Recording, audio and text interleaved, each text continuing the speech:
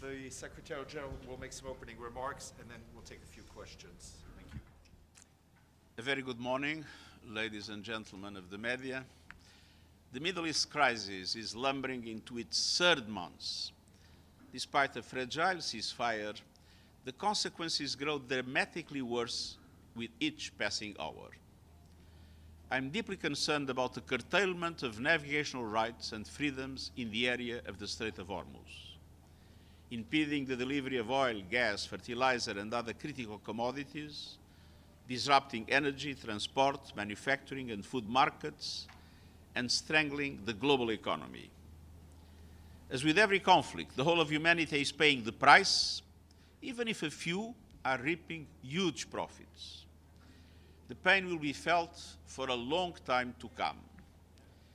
Consider these three scenarios based on forecasts from multiple sources. First, one where restrictions are lifted today. Supply chains will take months to recover, prolonging lower economic output and higher prices. This year's global economic growth will still drop from 3.4 to 3.1%.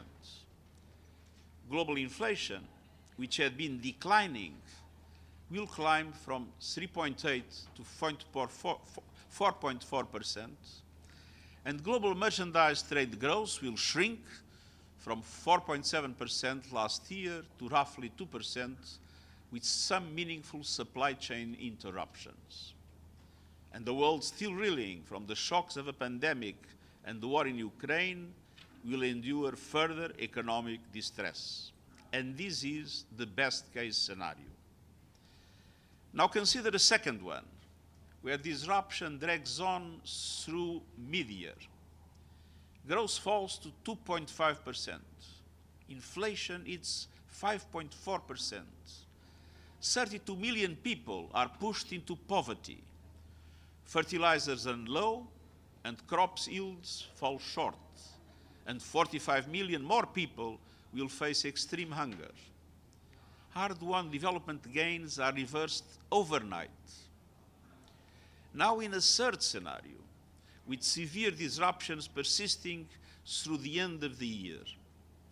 Inflation skyrockets past 6%, growth plummets to 2%, and immense suffering takes hold, especially among the world's most vulnerable populations. And we confront the specter of a global recession with dramatic impacts on people, on the economy, and on political and social stability. These consequences are not cumulative, they are exponential. And the longer this vital artery is choked, the harder it will be to reverse the damage, and the higher the cost to humanity. Developing countries will be hit the hardest, as crushing debt impedes their ability to cope, with lost jobs, deeper poverty, and more hunger. The crisis has already locked in losses for months to come, and every day that ships cannot move escalates these costs and amplifies their reverberations across the global economy. And so my message to all parties is clear. Navigational rights and freedoms must be restored immediately, in line with the Security Council Resolution 2817.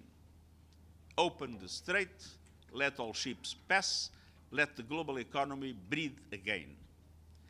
And that requires more than physical reopening. It requires shipping to be safe, predictable, and insurable. And simultaneously, I urge all parties to refrain from actions that could undermine the ceasefire. I've remained in close contact with a number of parties, as has my personal envoy, Jean Arnaud.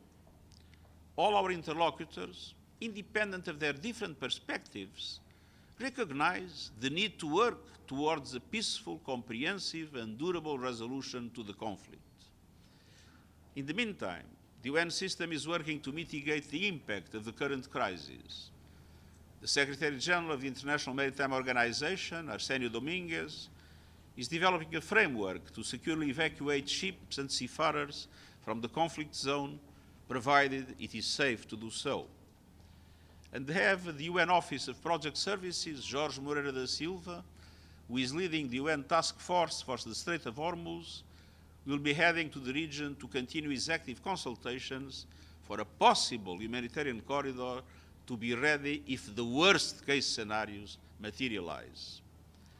Dear members of the media, now is the time for dialogue, for solutions that pull us back from the brink, and for measures that can open a pathway to peace. The world is waiting, and I thank you. Thank you, Sherwood.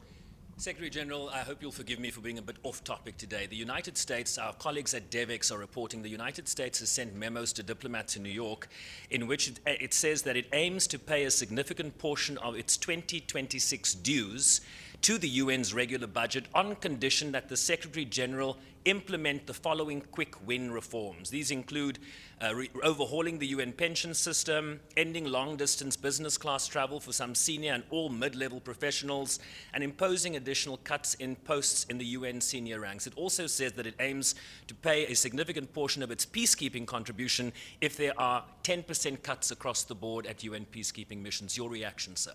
The money we are talking about is referred to assessed contributions. Assessed contributions are an obligation of member states. They are non-negotiable. Obviously, we will do our best to pursue our reforms, UN80, and to make sure that we make this organization as effective and as cost-effective and as able to deliver for the people we care for. But these are two separate things. Thank you, Kirsten.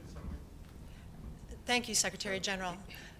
Can you tell us who Mr. Da Silva will be meeting with in the region? Does he have appointments set up? Who will he be speaking with? And is he getting, what kind of a reception is he getting from the parties? Sorry, I couldn't. He has been meeting with the representatives of all the countries that are relevant, from the United States and Iran to countries of the Gulf, to countries of the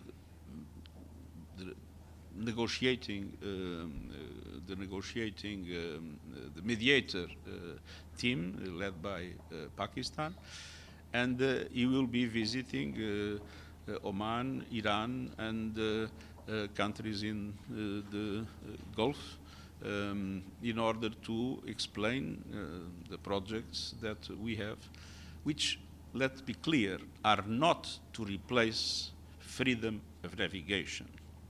They are, in a worst-case scenario where everything is blocked, to see if there is any chance to have, for humanitarian purposes, some kind of corridor.